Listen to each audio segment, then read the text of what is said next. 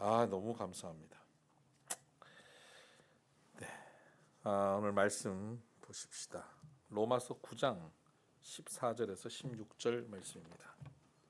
로마서 9장 14절에서 16절 말씀.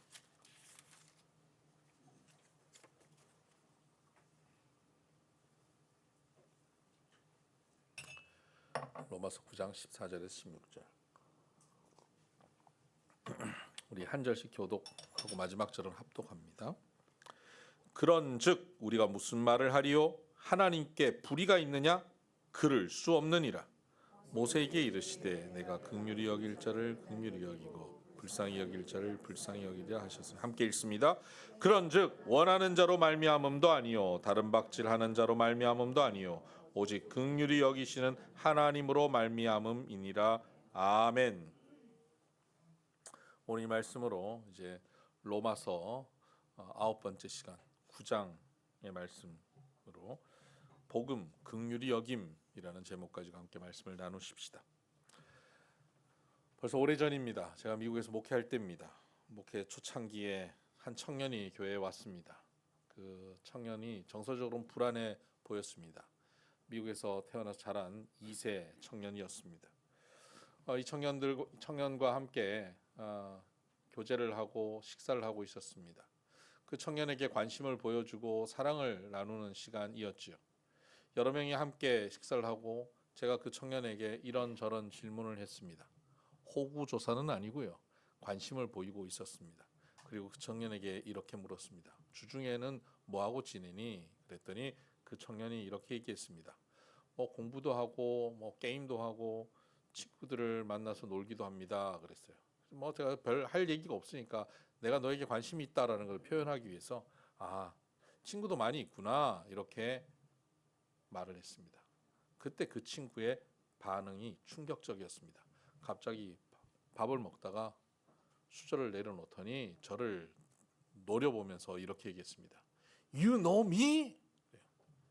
우리가 알아들을 수 있는 유일한 영어죠. You know me? 너 나 알아? 모르면서 어디다 대고 함부로 평가야. 내가 친구가 많은지 적은지 있는지 없는지 뭘 안다고 너 친구 많아 이런 얘기를 하냐. 왜 판단하냐.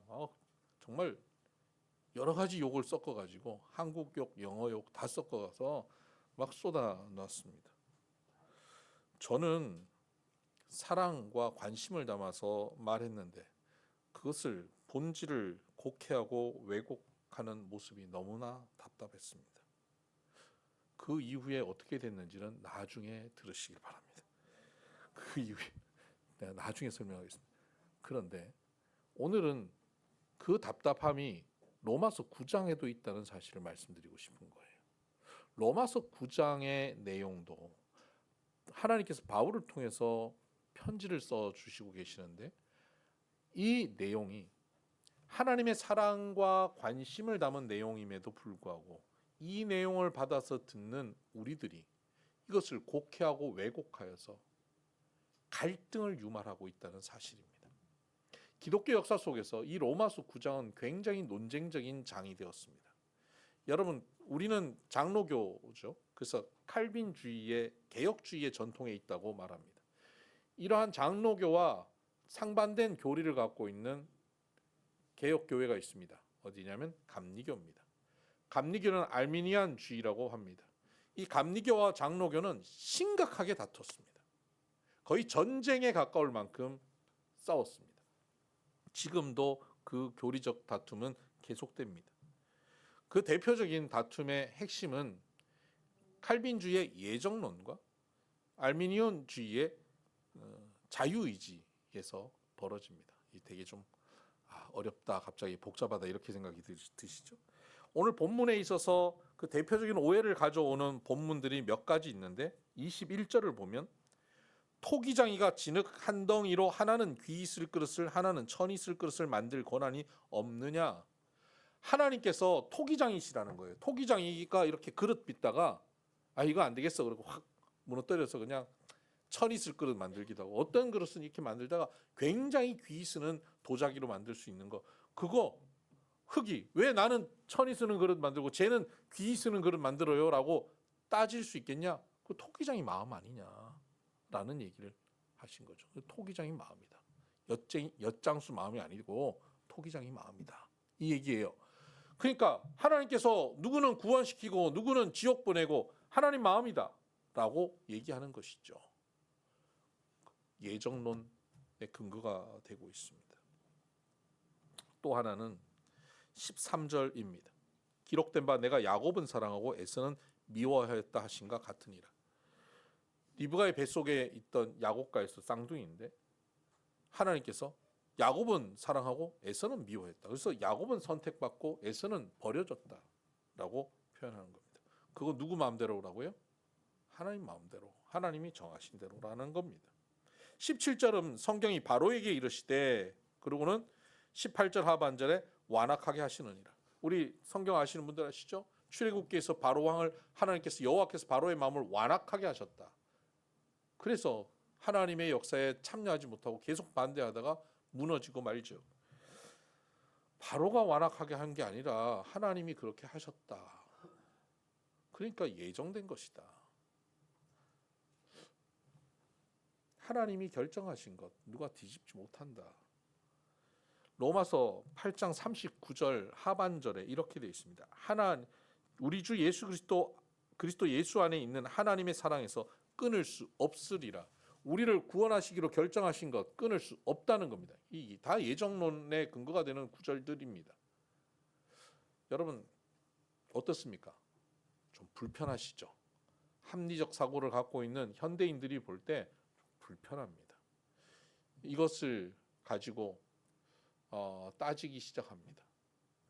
알미니안주의는 여기에서 이런 거부감을 표현하죠. 그냥 그게 말이 되냐 이게 아닙니다.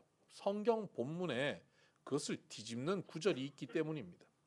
3절을 보십시다.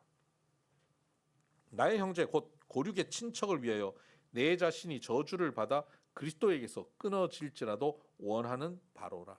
바울이 자기 이스라엘 동족이 예수님을 거부하는 것 때문에 그들이 구원받지 못하는 모습을 보면서 내가 차라리 그리스도에게 끊어질지라도 내 동족이 구원받기를 내가 원한다라고 말하고 있습니다.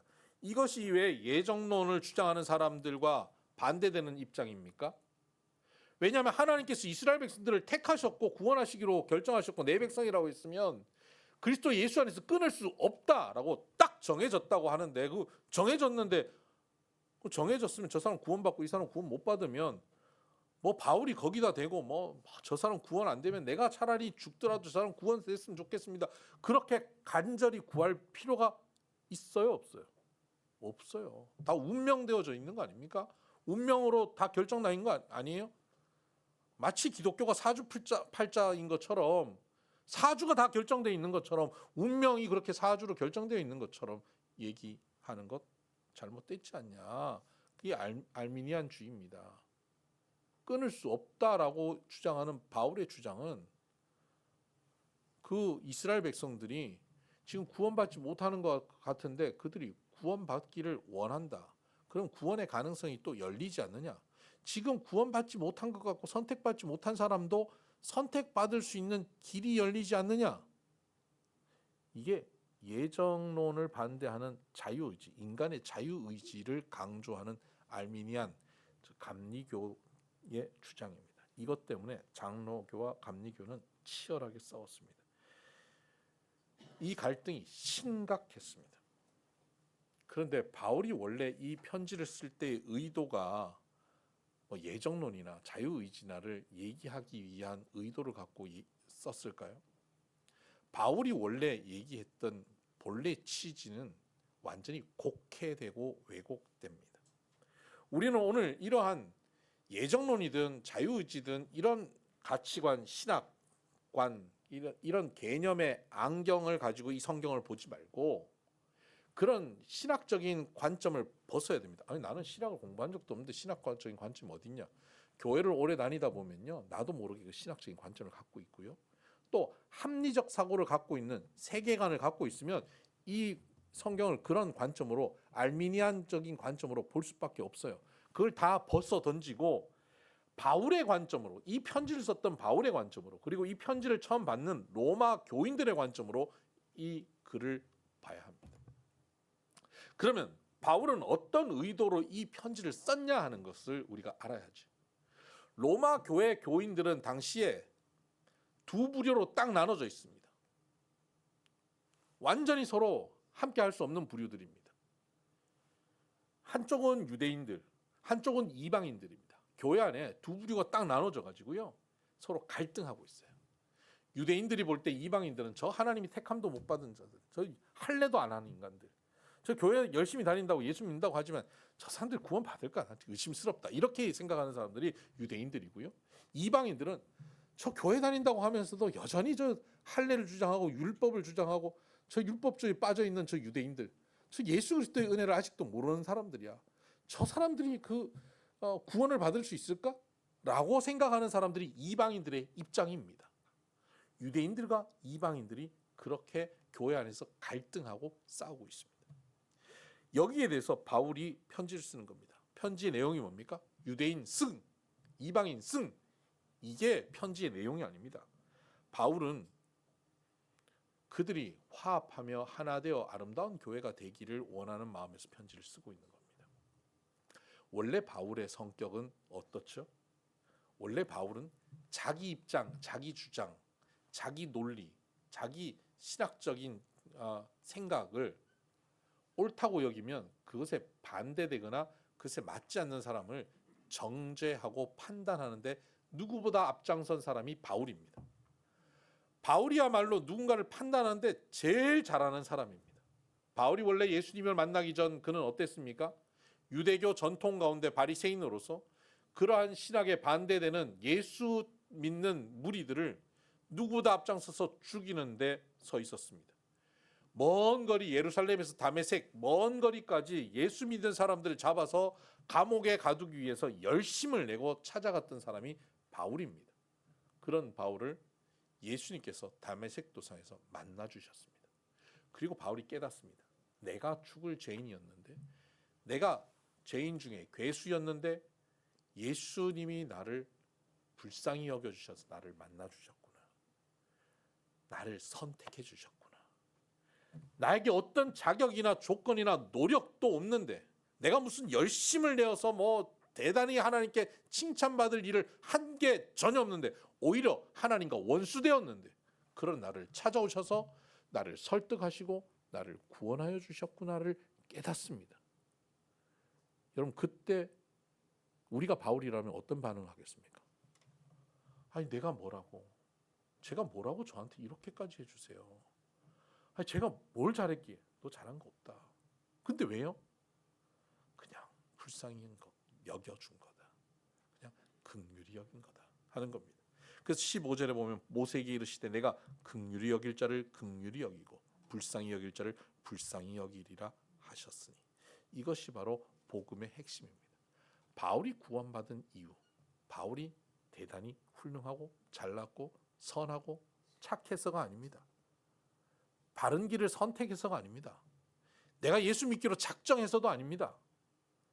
그저 하나님이 그를 불쌍히 여겨 주셨기 때문입니다. 유대인들, 너희들 구원받는 길은 너희가 아브라함의 자손이기 때문에 구원받는 게 아니야. 이방인들, 너희들 구원받는 길은 너희가 예수님을 내가 잘 믿어서 구원받는 그거 아니야. 그저 하나님이 너희들을 불쌍히 여겨서 너희들을 택해 주셨기 때문이야. 너희들이 잘난 게 없다. 그저 약속하셨고 그 약속이 너희들이 임했고 너희들을 불쌍히 여기는데 그 불쌍히 여기는 대상으로 너희가 포함되어 있어서 그래 라고 말씀하고 있는 겁니다. 이런 관점으로 바울이 로마 교회 교인들을 바라보고 세상을 바라보니까 바울은 어떻습니까? 모든 사람을 판단하고 지적하고 나와 다른 사람을 공격하는 대상으로 삼지 않습니다. 바울은 자기가 긍휼히 여김을 받았다는 것을 깨달으니까, 그러면 아직 긍휼히 여김을 받지 못한 것처럼 보이는 그 사람들을 보면서 어떤 마음을 가집니까? 내가 하나님의 이 긍휼을 그들에게 증거해야겠다는 생각을 가지는 겁니다. 아직 예수 그리스도를 믿지 못하는 유대인들, 동족을 보면서 어떻게 합니까? 내가 그들에게 예수 그리스도를 전해야지라고 생각하면 다가갑니다. 그래서 전도하러 다닙니다. 그랬더니 유대인들이 기분 나빠서 바울을 돌로 쳐서 죽입니다. 거의 거반 죽어버렸다 그랬습니다. 돌에 맞아 죽었던 것 같은 바울이 또다시 일어나서 또다시 그 동족들에게 또 복음을 증거하러 가는, 나를 돌로 쳐? 저 인간들은 내가 다시 상종하나? 이게 아닙니다. 이 복음 앞에서 돌로 칠 수밖에 없는 저 답답한 마음, 저들을 또 불쌍히 여기고 그들에게 다가가는 것이 바울의 긍휼한 마음입니다. 이게 바울의 원래 성정입니까? 아니요. 예수 그리스도의 마음이 그에게 임했기 때문입니다. 이방인들에게는 어떻습니까? 이방인들에게 복음을 전하니까 이방인들이 바울을 핍박합니다. 감옥에 가뒀습니다. 그런데 바울은 또다시 그들에게 또 복음을 증거하러 갑니다. 채찍에 맞습니다. 40에 하나 감한매, 그거 40대 맞으면 죽는데 딱 죽기 직전까지 매를 때리고 도둑을 당하고 파선을 당하는 그 과정을 통해서도 그는 끝까지 유대인이든 이방인이든 어디에든 가서 복음을 증거합니다. 왜요? 그렇게 하면 그들이 자기를 알아주니까? 아니요.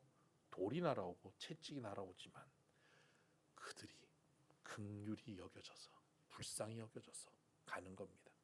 그들이 옳아서, 그들에게 믿음이 있어 보여서, 그들이 좀 착하게 살았기 때문에 전혀 아닙니다. 그냥 긍휼히 여겨서, 그 마음이 하나님 마음이기 때문에, 그 마음이 긍휼함을 받은 바울에게 전이 되어 있기 때문에, 내가 뭐라고 나를 위해서 죽기까지 사랑해 주셨지. 예수님의 그 십자가의 사랑을 누리고 맛보고 나니까 저 사람들을 보는데 저 사람의 잘못이 보이는 게 아니라 저 사람이 그냥 불쌍히 여겨지는 겁니다. 긍휼히 여겨지는 겁니다. 그렇게 다가가는 겁니다. 하나님의 마음으로, 이 긍휼한 마음으로 서로가 서로를 바라보면 입장이 다른 사람들, 서로 다른 종족이라도 불쌍히 여기고 용서하고 화합할 수 있다는 것, 그것이 로마서 9장에서 바울이 전하려고 하는 메시지였습니다. 그런데 이것을 그 메시지로 받아들이지 못하는 사람들이 오히려 그것을 또 다른 왜곡, 곡해를 해서 나는 예정론이다, 나는 자유의지다, 그리고 싸우는 것, 얼마나 답답한 현실입니까? 이 말씀을 제대로 받아들이면 어떻게 될까요? 서로가 서로의 다름을 인정하고 서로의 부족함을 불쌍히 여기고 긍휼히 여기면서 사랑의 손길을 내밀게 되는 거죠. 아직 저 사람이 예수님을 알지 못하는 것 같다, 저 사람이 하나님 사랑을 잘 알지 못하는 것 같다, 너희가 이렇게까지 하는데도 아직 몰라? 에휴, 저는 안 돼, 저 지옥의 땔감이야, 손가락질하는 것이 아니라 그들을 향하여 또다시 다가가는 겁니다. 내가 욕을 먹고 내가 오해받고 내가 손가락질 당해도 그들을 향해 또 다가가는 것입니다. 이것이 바로 바울이 전하려고 하는 내용입니다. 그러면 아까 읽었던 그 토기장의 이야기는 뭐고 에서를 미워했다는 얘기는 뭡니까? 이런 질문을 가질 수 있죠. 여러분, 토기장의 비유는 우리가 오해하거나 곡해하면 안 되는 것이 이겁니다. 하나님께서 어떤 건 천히 쓸 것으로, 어떤 것은 뭐 귀하게 쓸 것으로 만들 수 있지 않겠냐라고 하는 얘기를 유대인들에게, 유대인 교인들에게 하는 거예요. 그러면서 뭐라 그럽니까? 너희들은, 저 이방인들은 천히 쓸 것이라고 생각하죠? 아브라함의 자손이 아니고 혈육이 아니니까 천히 쓸 것이라고 생각하지? 아니야. 그들도 귀히 쓸 것으로 만들 수 있는 거, 그거 하나님 마음이야. 하나님이 불쌍히 여기고 하나님이 긍휼히 여겨서 귀히 쓰겠다고 선택하셨는데 너희가 왜 난리를 치니? 이 얘기입니다. 이것은 얘는 구원받고 얘는 지옥 보내고 이렇게 나누는 것이 아니라 하나님께서 불쌍히 여기서 구원을 얻게 한다라고 하는 하나님의 긍휼한 마음을 표현하는 것입니다. 에서를 미워한다는 뜻은 뭘까요? 이것은 당시 고대 근동의 말들이 관용적인 표현 중에 이런 표현이 있습니다. 미워한다는 것이 우리가 나 저 사람 미워, 저 사람 증오해, 라고 하는 표현이 아니라 저 사람 말고 내가 이 사람을 선택한다라고 얘기할 때 야곱을 선택하고 에서는 미워한다라고 표현하는 거예요. 미워한다는 게 증오한다는 현대인의 표현이 아니에요. 예수님도 이 표현을 하셨죠. 너희가 내 부모와 처자를 미워하고 나를 미워하지 않으면 나를 따를 수 없다라고 말씀하셨죠. 그 말씀을 그냥 현대인이 생각하는 그 미움으로 표현한다면 우리가 어떻게 해석할 수 있겠습니까? 예수 믿으면 부모와 처자를 미워하고 자식들, 가족들 다 미워하고 교회만 다녀야 되겠네? 그게 아니란 말이에요. 부모를 사랑하고 처자를 사랑해야죠. 그러나 그거보다 우선되는 것은 예수님을 우선 더 사랑해라. 우선순위의 얘기를 하는 겁니다. 우선순위의 선택의 영역에 예수님이 계신다? 라는 얘기를 하기 위해서 미워한다는 관용적 표현을 하는 겁니다. 에서를 미워했다라고 하는 표현도 바로 이런 표현입니다. 관용적 표현이죠. 야곱을 선택한 것, 그 선택이 뭐죠? 우리는 에서는 지옥의 땔감으로, 야곱은 구원받은 하나님 백성으로 선택했다라는 차원으로 받아들이는데 그게 아니라 여러분 야곱은 사랑하고 에서는 미워했다는 이 본문은 말라기서에 있는 것을 가져온 거거든요. 말라기서는 야곱과 에서가 태어난 후 1000년 후에 기록된 겁니다. 그러니까 1000년 후에 이 야곱과 에서는 누굴 얘기하냐면 이스라엘 백성과 에돔 족속을 얘기하는 거예요. 민족과 민족, 나라와 나라를 비교하면서 얘기하는 겁니다. 에돔은 이방인의 대표적인 표현이라고 볼 수 있죠. 선택받았다고 생각하는 이스라엘, 너희는 선택했다. 저들은 아직 선택 안 했다. 그러면 저 이방인은 땔감이다. 지옥의 땔감이다. 너희는 구원받은 백성이다. 그 차원이 아니에요. 하나님께서 애굽에서 이스라엘 백성들, 히브리 민족들을 선택하셔서 구원시키셨죠. 그리고 그들을 시내산에 데려가서 너희는 내 백성이라고 하시면서 뭐라고 말씀하십니까? 내가 너희를 제사장 나라로 불렀다라고 말씀하십니다. 제사장 나라라는 게 뭐죠? 주변에 아직 하나님을 알지 못하는 사람들을 하나님으로 연결시키는 연결고리로서의 역할을 하라는 겁니다. 하나님의 사랑을 그들에게 증거하고 그들이 하나님께 예배할 수 있는 백성들로 만드는 것, 그것이 제사장 나라죠. 이스라엘은 너희들은 이방인이고 지옥의 땔감이고 우리만 선택받았어라고 착각하는 것이 선택에 초점이 있는 것이 아니라는 겁니다. 선택하신 것은 사명을 주기 위한 선택인 겁니다. 야곱을 선택하셨다. 야곱을 통하여 사명을 주셔서 야곱이 에서를 섬길 수 있도록 하신 거죠. 그래서 큰 자가 작은 자를 섬기는 것, 그것이 하나님 나라에게 주신 명령입니다. 사명입니다. 오늘 우리가 이 마음으로 긍휼히 여김을 받은 마음으로 먼저 선택받은 사람이라고 한다면 어떻게 해야 될까요? 이러한 메시지를 로마 교회 교인들이 제대로 읽었다면 서로가 어떻게 해야 될까요? 유대인 입장에서 이방인 교인들을 보면서 저 불쌍해 보이고 아직 부족해 보이는 저 이방인들을 보면서 어떻게 할까요? 쟤는 안 돼. 쟤는 교회 아무리 다녀도 구원 못 받아. 이렇게 해야 될까요? 아니면 그들의 부족한 부분을 어떻게 하든지 채우려고 애쓰지 않겠습니까? 이방인 교인들 중에 유대인 교인들의 형식적인 신앙생활을 보면서 어떻게 할까요? 저 율법주의자들. 이렇게 비난할까요? 그 사람들의 부족함을 채우려고 할 것입니다. 긍휼히 여길 겁니다. 그렇게 서로가 서로를 긍휼히 여길 때 로마 교회는 화합하고 하나 되는 교회, 하나님 나라가 이루어지는 것입니다. 이것을 더 나아가서 세상 가운데 펼치면 어떻게 되죠? 아직 예수님을 알지 못하는 사람들에게 복음을 들고 다가가게 되는 것입니다. 그래서 9장에 이어서 10장으로 넘어가면 바로 복음을 들고 산을 넘는 자의 발걸음 아름답도다라고 하는 말씀이 나오는 겁니다. 나가서 복음을 들고 나가서 전해라. 그 발걸음이 아름답다. 아직 선택받지 못한 사람들처럼 보이는 그들. 왜 나는 선택이고 저들은 선택 안 했죠? 하나님 불공평한 거 아닙니까가 아니라 불공평한 것처럼 느끼냐? 지금도 그 긍휼함을 너를 통하여 전하고 있다라고 하나님께서 우리에게 사명을 주신 겁니다. 저는 제 부끄러운 얘기를 해야 되겠습니다. 저는 신학교를 다닐 때 저는 3대째 목사였고 전 선택받은 자 중에 선택받은 자라고 착각하고 있었습니다. 그런데 그렇게 선택받아 보니까 하나님께 따질 게 생긴 거예요. 하나님, 나 이렇게 선택했다고요? 예정론이라고요? 그러면 저 아마존강 유역에서 아직도 예수님에 대해서 아직 한마디도 듣지 못해서 사는데 나름 사랑을 실천하고 살다가 죽어가는 저 사람은 구원 못 받아요? 그러고도 사랑의 하나님이에요? 라고 하나님 막 따지는 거예요. 제가 얼마나 잘났습니까? 따지는 거예요. 그리고는 그 따지는 것을 신학교에 있는 이제 선배들, 동기들 앉아가지고 막 따지는데 주로 제가 술을 먹으면서 따졌어요. 술 먹으면서. 야, 그러고도 뭐 하나님 사랑의 하나님이라고 말해도 돼? 그래서 뭐 그때 찐살이 아직도 안 빠집니다. 죄는 회개해서 용서를 받았는데 이 죄의 결과들이 안 없어져요. 또 오늘 설교에 딱 그것만 기억하시더라고요. 근데 그렇게 하나님께 따졌습니다. 막 따지고 잘난 체 했습니다. 교수님한테도 막 따졌습니다.